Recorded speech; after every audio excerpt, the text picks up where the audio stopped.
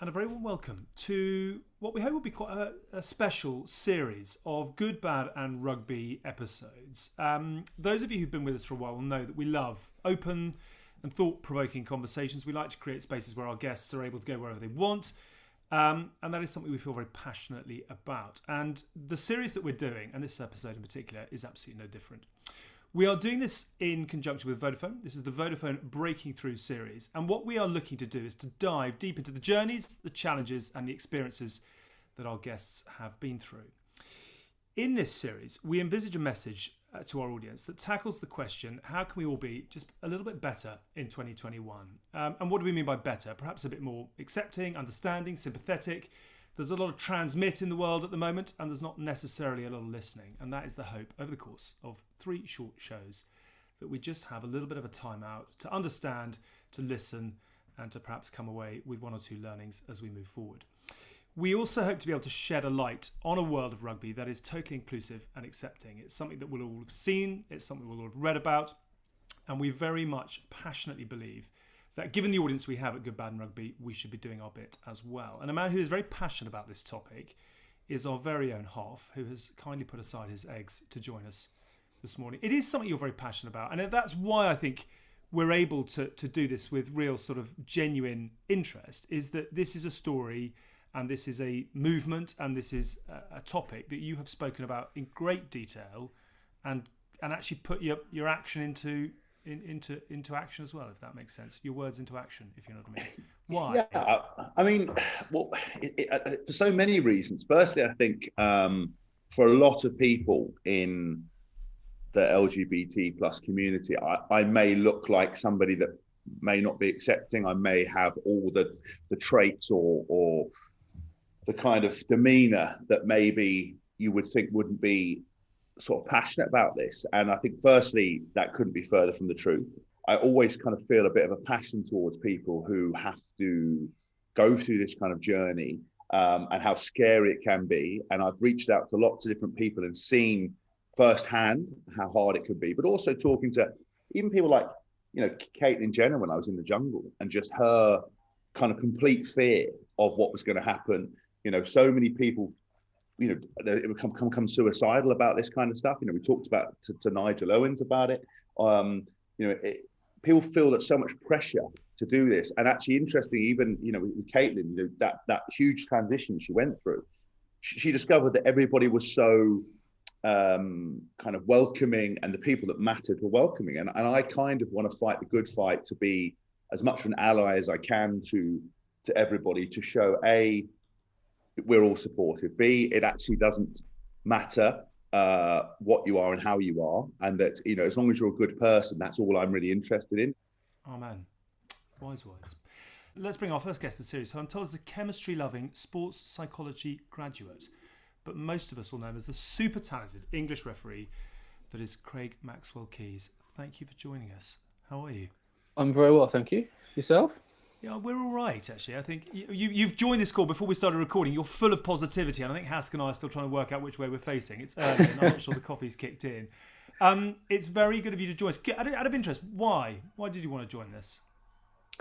Well, I think like Hask has said, I think this is a great platform. It's got great coverage, and it's, as you outlined in the start, Alex, it's trying to do good things, and this is a great topic that I've become passionate about talking about a lot more recently.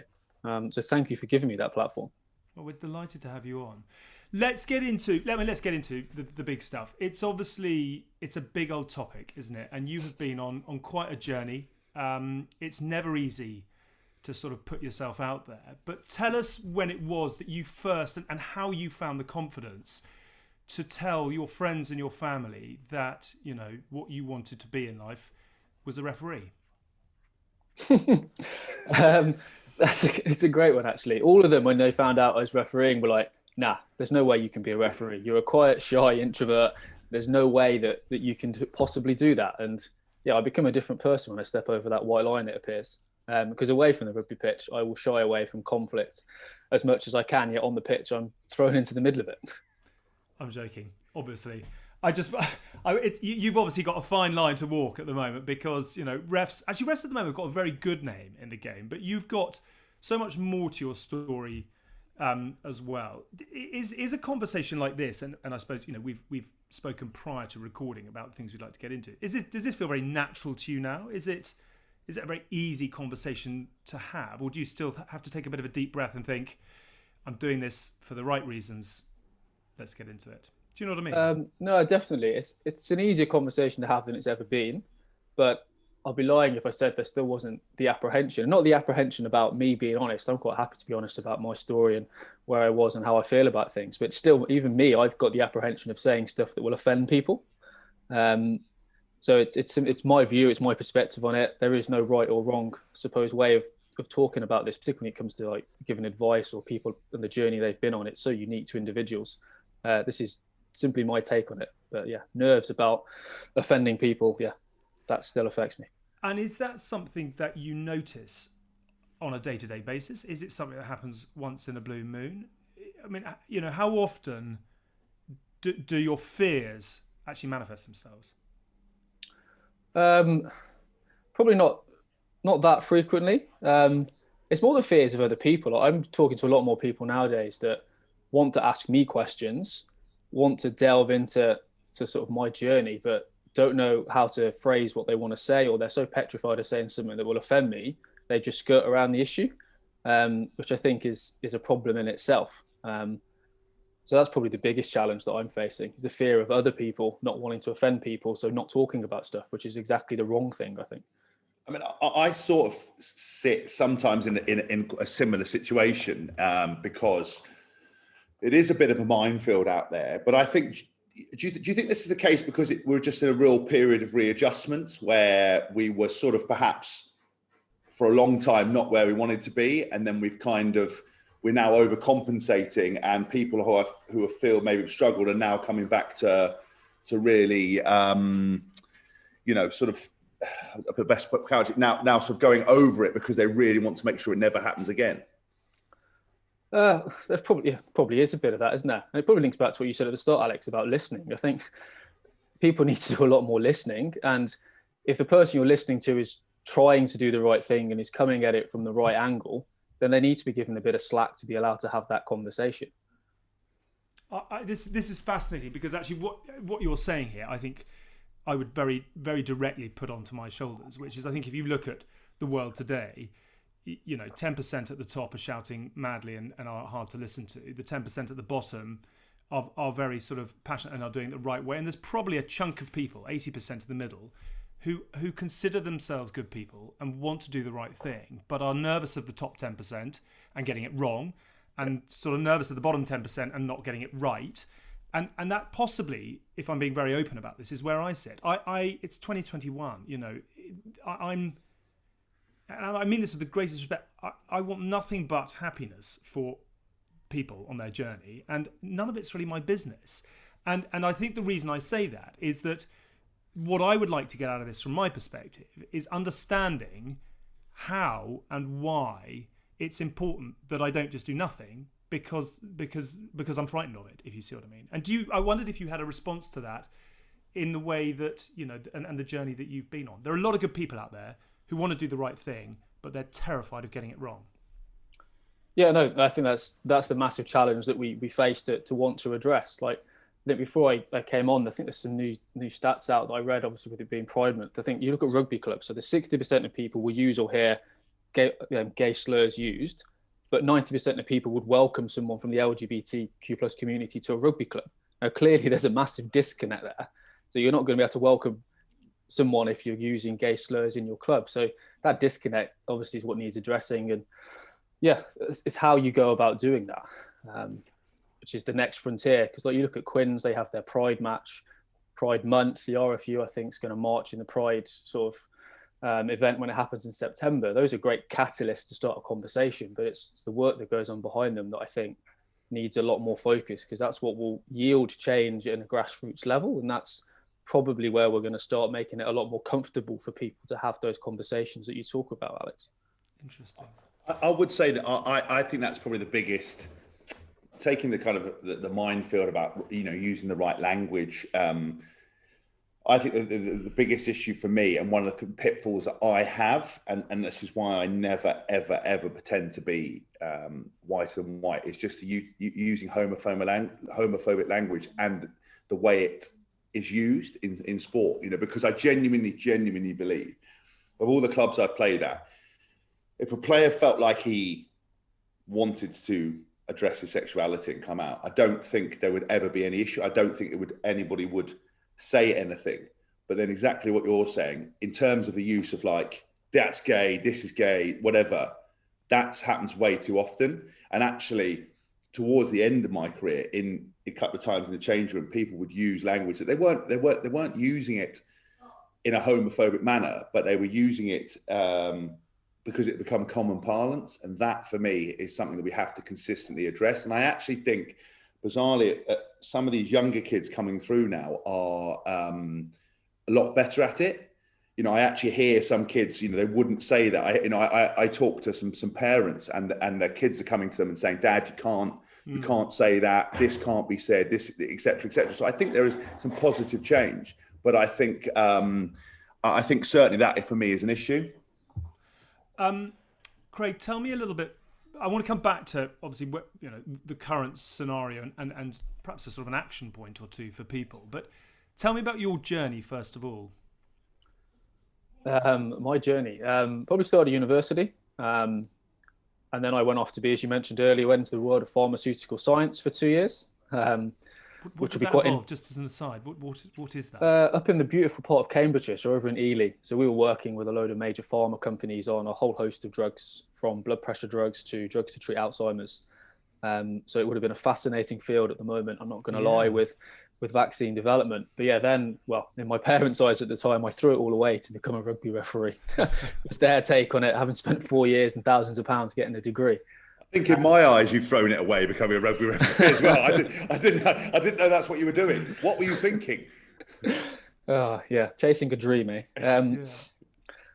So that's when it started. And to be fair, the transition into refereeing probably delayed me coming out, purely because it was a new job. It was a world that I didn't know about, professional sport. So all I knew about it was back where it was then, and was very apprehensive about it. Didn't know how it would react. So probably took me another 2 years to come out to friends and family after signing up at Twickenham for those first 2 years. Now, look, with hindsight, there's no point me delaying. I could have come out there and then, and it wouldn't have been an issue. But that wasn't how I perceived it, looking from the outside in, as it was when I joined Twickenham. Did you have to? Let's deal with sort of friends and family first of all. Did you have to deal? Was that quite a run up to that, or were you surrounded by people who probably knew and it was more a confirmatory thing? Was that a big deep breath, I'm gonna have to break it big time, or was it more just a bit of confirmation? It was break it big time. Really? There wasn't many people. Your mum always claims that she knows, she knows best, and she knew, but everyone else was, yeah, it was a shock. It was a curveball. And it probably is the biggest regret, like, is doubting those closest to you. I mean, there's always a really rare example where they don't back you up and still love you irrespective. But yeah, that was a massive step, massive source of delay. I think I had 4 full starts at trying to tell them, and then eventually got round and actually did it. The balance tipped and I plucked up the courage to do it. Yeah, they were absolutely fine about it. But that's my biggest regret, is not trusting them with that earlier. Do you feel like because of that not coming out early, you could have been yourself for a much more extended period of time? 100%. And like, I know the RPA runs that Lift the Weight campaign, but it wasn't until I came out that I could actually relate to that statement. You don't realise how much energy goes into sowing that, call it what you will, a web of deceit, or making up all these alias stories. Because at the time I joined Twickenham, I was the only single person in that referee's changing room. So you can imagine the scrutiny that you come under about who you're seeing. You go away for weekends to European games on the continent, and they're constantly trying to set you up with people. That's the environment that I was in. And yeah, it took a lot of energy to spin that web of deceit so that people didn't start questioning my sexuality back at the time. So it's only when you come out and you haven't got that on your shoulders that you realise how much energy you've got to reinvest in just being you. Do you look back at that period now and put your head in your hands and just like, oh my Lord? Or do you look back and sort of laugh at the ridiculousness of it all? Oh, it's both. I laugh at lots of it, and I also cringe at parts of it. It would have been so much simpler for me to just come out and and tell them, and then the laughs probably would have been greater and louder. Absolutely. And what was it about the fourth attempt that made you jump, whereas 3 times you'd approached it and pulled out?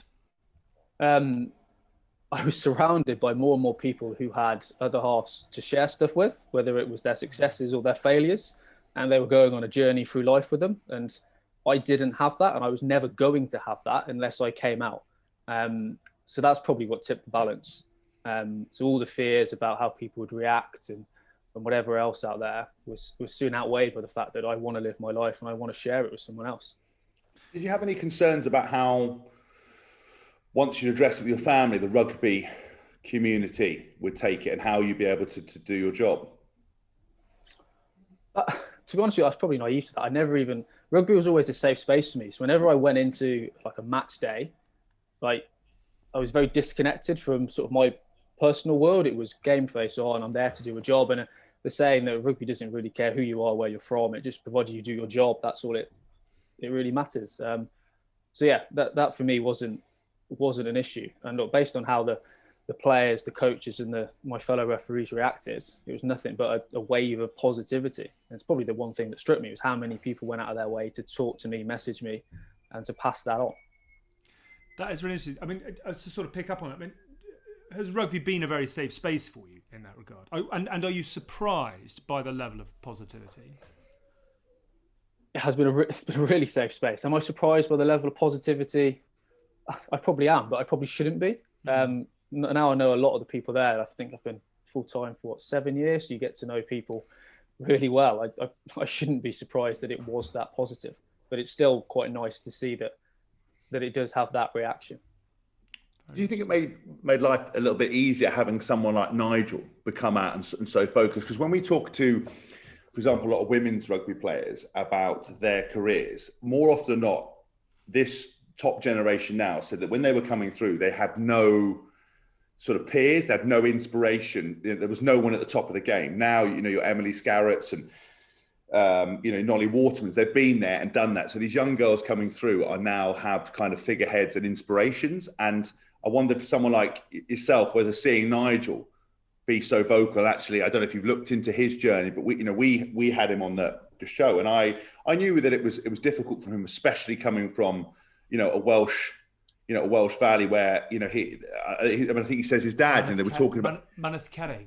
Maneth That's the way he says it. Maneth Cerrig. Maneth Cerrig. And he said, and his dad, they were talking about sort of gay people, and his dad just didn't. There was just a complete, I don't know, what do you mean, gay people? It didn't even register. So I just wondered for you whether that was kind of a bit of a shining light at the end of the tunnel, or whether you just didn't clock it. No, I sat down with Nigel in the exotic place that was a Nando's over in Cardiff and had a chat with him so he could get his Nando's points for his platinum membership. So yeah, clearly that massively helps, because as you say, there's someone that's been there, done it, been openly gay, and yeah, it tells you that it is possible. So it clearly massively helps. And that probably was part of the catalyst for me speaking out when I did 3 years ago. I always said I wanted to try and inspire or help other people through telling my story. So it probably was from Nigel doing it is where my inspiration to do it myself came from. Have you now had people? Do you now see yourself as a bit of an inspiration? Do you understand that while you've lifted the weight on your own shoulders, you're actually now potentially going to help other people lift it, and you've become a role model whether you actually wanted it or not? And that's sometimes the hardest thing with these things, is that you're like, I'll just get my stuff in order, but actually there's probably somebody, a young guy in these environments looking at you going, well, I need to reach out to him. I want him to be my inspiration.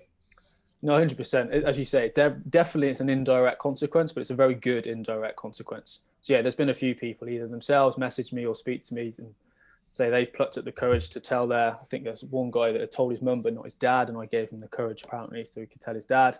And there's other people whose friends have just said, look, I know someone who's gay, and like your story just helps normalize it a bit more. But that's very much an indirect consequence, because from the selfish part of me, as you said, Haskell, I was sorting out my life.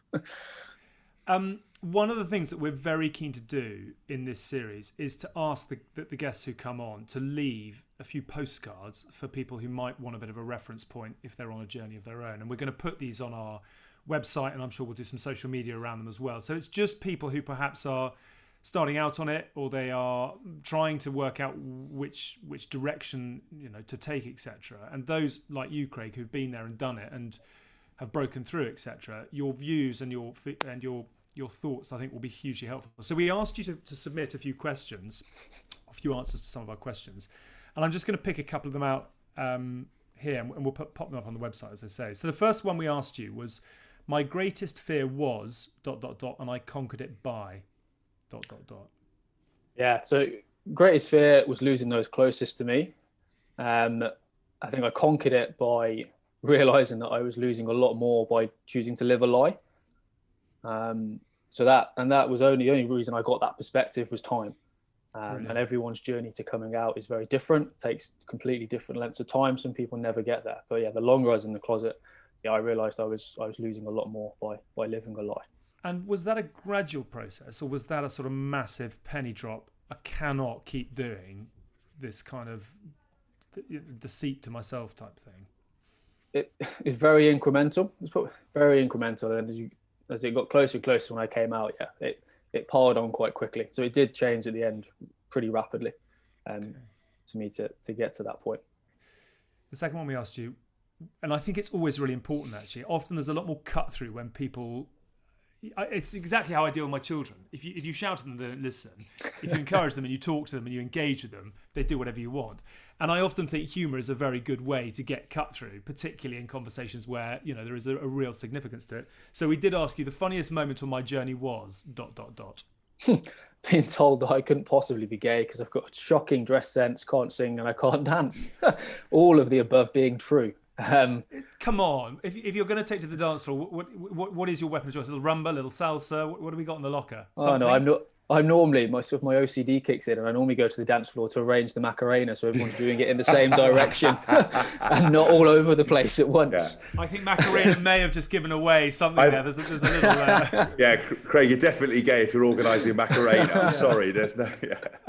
But were there funny moments on the journey for you? Were there moments of sort of just extraordinary ridiculousness? Probably not. It still amuses me now when other people sort of still point out, well, he's more likely to be gay than you for these reasons. That still gets me. But it's refreshing, going back to what we said earlier, that they can have those conversations and they're not scared to have those conversations.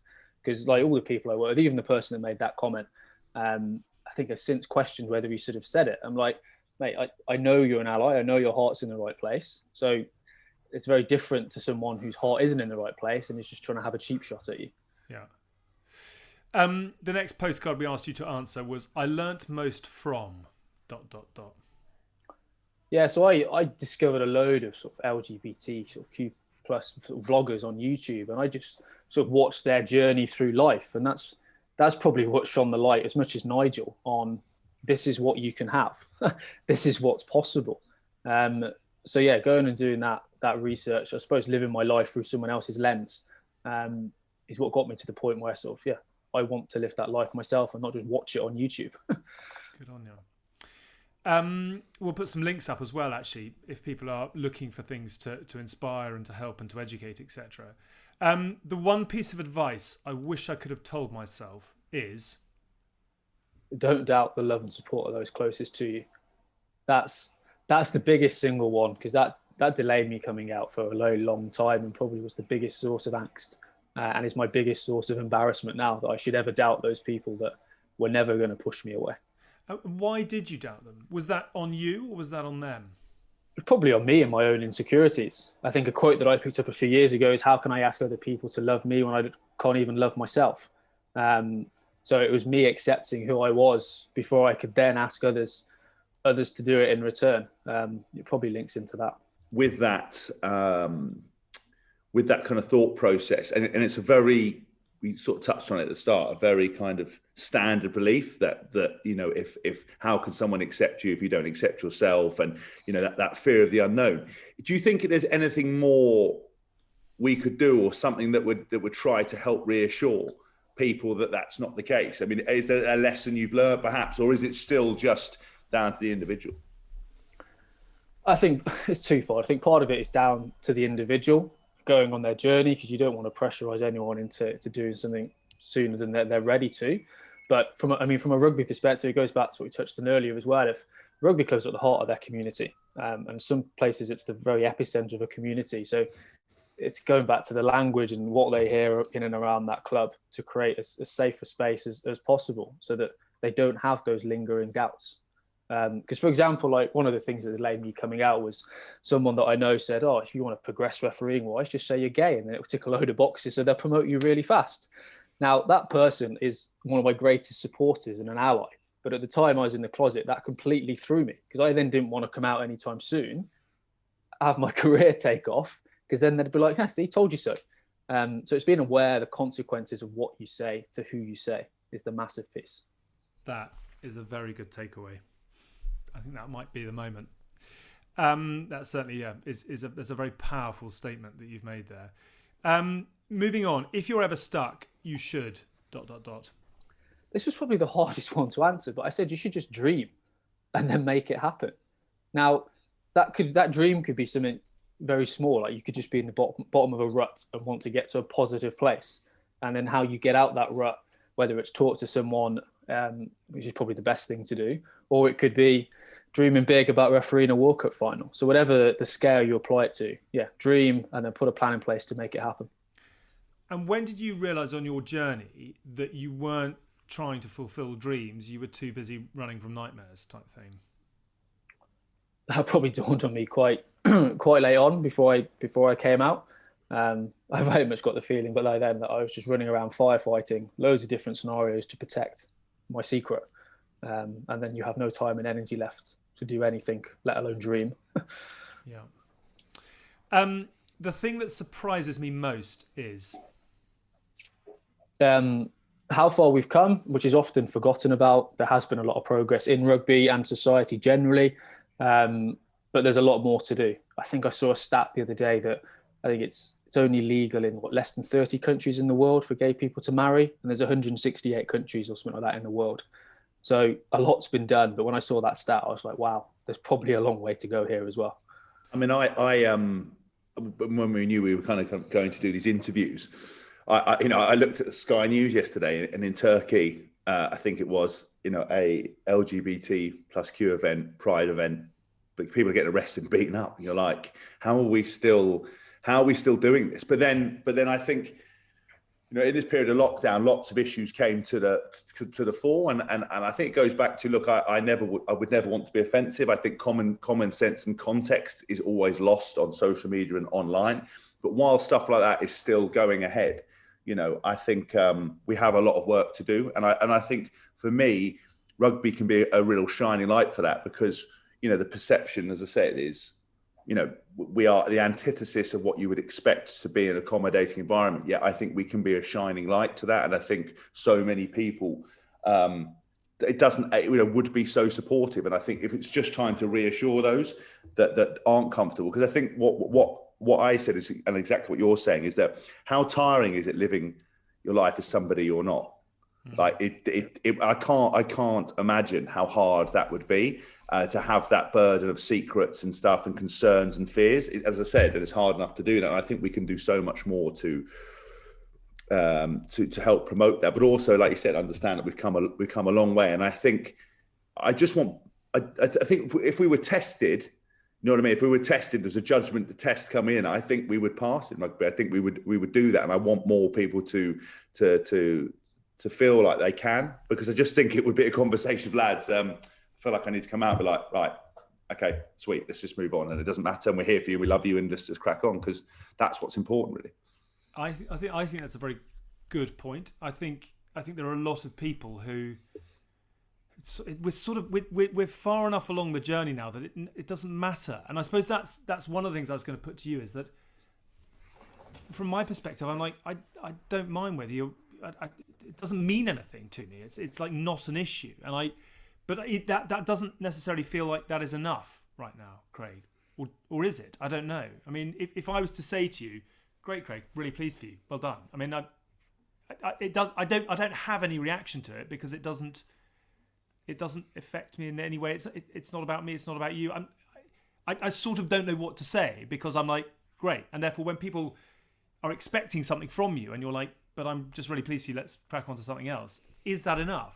Do you know what I'm trying to say? I'm doing it really badly. No, it's 100% enough. For like most people ask me like, "Oh, how was the reaction?" And probably 90% of the reaction was that like great. And next, what we're going to talk about now, Yeah. and that's a great reaction. So yeah. But going back to I think a point was just raised. Like I was on a webinar the other day, and like the point was made from rugby's perspective. Like, what more can it do beyond what it's doing? Like we still have inclusive rugby clubs. So surely the acid test should be, we don't need inclusive rugby clubs because individuals are quite happy to go to any club in their community and feel a part of it and play. And I think that's the next frontier that we need to crack. Okay. And that does lead us on to your final postcard, which we're going to put on the website. To me, rugby has ... Oh, look, it's allowed me to be me. And there's so many places where people work where it probably wouldn't be as good an environment to be in. So I'm really lucky from that perspective. But yeah, that doesn't mean we can sort of rest on our laurels. And I think as I said, I just referenced something that can be done to move it on within rugby. And I think rugby's got a great place. Like the RFU, all the Premiership clubs have these community outreach programs. If even just for Pride Month, they incorporated in those programs a bit of awareness around sort of LGBTQ plus matters, would be in a better place. It would also be in a better place if more people like you, Alex, were asking, what more can I do to be a better person and a better human? If just one in 10 people ask themselves that question every day, we'd move the debate on X-fold. Yeah. I'm really anxious that we are not, and I don't think we ever will be, that sort of... I think we want to ask the question, but just to do it in a very gentle way. I don't think we are, evangelists and drivers of change. But I think what we hopefully represent are that 80% that I referenced at the beginning, where people just consider themselves good people and are trying to do the right thing, but don't at this point in time necessarily know what that right thing is. And I think, Craig, your story and your, the way you've sort of informed us is hugely kind of inspiring. It's about allowing people to be themselves. Are there things that you'd like to include in this that we haven't got to? I'm conscious that there's a journey for you, and we're trying to gently just encourage people to be a bit more understanding and a bit more, I suppose, educated and supportive. But are there other things that you'd like to touch on in this that we haven't? I think you've done a really good job at touching on some of the key points, and yeah, it'll hopefully give people one or two things to think about, which is progress, isn't it? If they think about it and then take it away and act on it. Good on you. What's next for you? What's in the diary? What's on the to-do list? The to-do list is we've had the Premiership final, so we're now done until pre-season fitness, which has already gone in the diary, which is exactly what you want to see at the start of your first week off is a fitness camp go in the diary. So few holidays, hopefully abroad, and then domestically as well. And then we start again in, 81 days or something, as our boss keeps telling us. And counting. Hask, anything to sum up? Any thoughts? No, I just think, look, it's an amazing journey, and I think to hear what you've been through, and I think the lessons you learned are applicable to anybody. It's not necessarily about sexuality; it's about anything. It's about trying to live to be yourself and not to be something else is key. I think being, like you said, dreaming, trying to address stuff and be honest and open and value those people around you. And I remember, I think I was listening to somebody. We interviewed Sam Warburton the other day, and he was talking about having spoken to somebody. If you've got love of your family, your health, and kind of good friends around you, that is what's important in life. And I think for people going through a struggle, understand that, and a lot more people are understanding than you would give them credit for. And I think what you're doing is brilliant. I'm so glad you're able to be happy, and we expect some major more things in, and hopefully see you referee in a World Cup final. Can I ask a final question, Craig? Given everything you've spoken about, the journey and the challenges and the fears, etc., now that you've broken through all of that, how happy are you out of 10?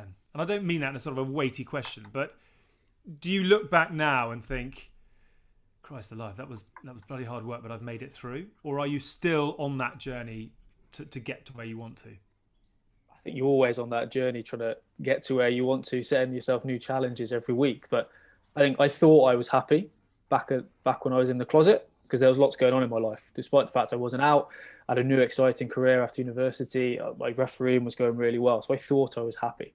But I was happier when I came out of the closet. Very good answer. Very good answer.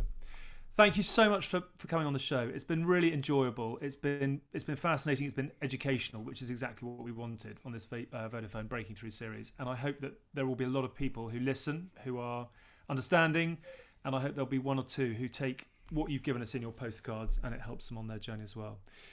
Good on you, Craig. Have a happy summer, and we'll see you back in the Test arena and on Premiership grounds before too long. We very much hope. Thanks so much for your time. Brilliant. Thanks, both.